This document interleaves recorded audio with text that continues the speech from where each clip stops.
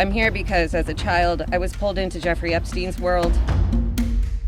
সামাজিক যোগাযোগ মাধ্যম থেকে শুরু করে সারা বিশ্বেই এখন আলোচিত অ্যাপস্টেইন ফাইল। জেফ্রি অ্যাপস্টেইন এবং তার সহযোগী গিলেইন ম্যাক্সওয়েলের বিরুদ্ধে দীর্ঘ তদন্তের পর আদালতের নির্দেশে প্রকাশিত লাখ লাখ পৃষ্ঠার এই নথি বিশ্বজুড়ে তুমুল আলোচনার জন্ম দিয়েছে।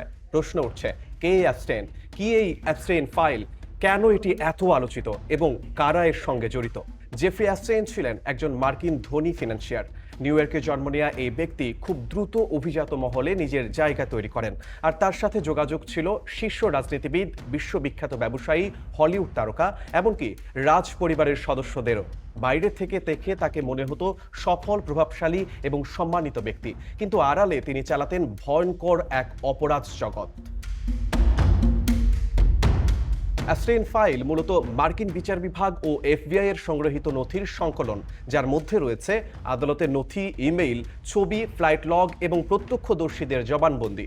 মূলত এটি একটি আন্তর্জাতিক শীর্ষ পাচার ও যৌন শোষণ চক্রের দালিলিক প্রমাণ।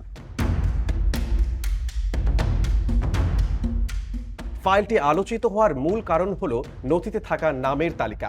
এতে বিশ্বের শীর্ষ রাজনৈতিক নেতা, রাজ পরিবারের সদস্য, ধনকুবের, সেলিব্রিটি এবং প্রভাবশালী ব্যবসায়ীদের নাম উঠে এসেছে।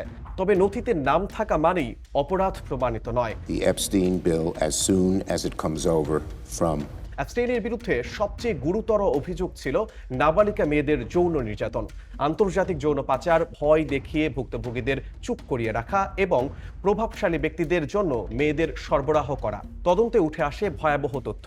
তিনি কৌশলে কম বয়সী মেয়েদের টার্গেট করতেন, তাদের চাকরি, মডেলিং বা টাকার লোভ দেখিয়ে ফাঁদে ফেলতেন। এরপর সেই মেয়েদের নিয়ে যাওয়া হতো তার ব্যক্তিগত বাড়িতে এবং সবচেয়ে কুখ্যাত জায়গা, তার ব্যক্তিগত দ্বীপে।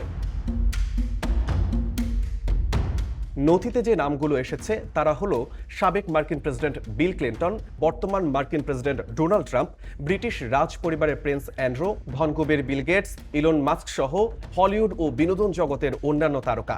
অ্যাপস্টেইনের এই নথিতে উঠে এসেছে আরও চাঞ্চল্যকর তথ্য। মিডল ইস্ট আইয়ের প্রতিবেদনে বলা হয়েছে, আমিরাতের ব্যবসায়ী আজিজা আল আহমাদি ও আবদুল্লাহ আল মারি যৌথভাবে কাবা শরীফের গিলাফের 3টি টুকরা অ্যাপস্টেইনের কাছে পাঠানোর ব্যবস্থা করেন। তবে নথিতে নাম থাকা মানেই কেউ অপরাধী এমন নয়।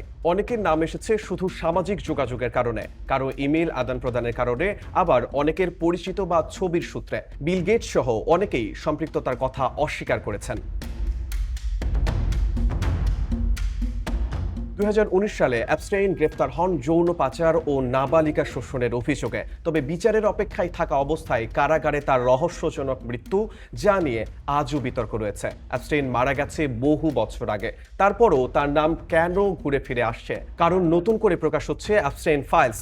ধাপে ধাপে প্রকাশিত হচ্ছে লাখ লাখ পৃষ্ঠার নথি, ইমেইল, ছবি, ফ্লাইট তালিকা, আর নতুন এসব নথিতে উঠে আসছে রাজনীতিবিদ, ব্যবসায়ী, রাজ পরিবারের সদস্য এবং প্রভাবশালী ব্যক্তিদের তথ্য।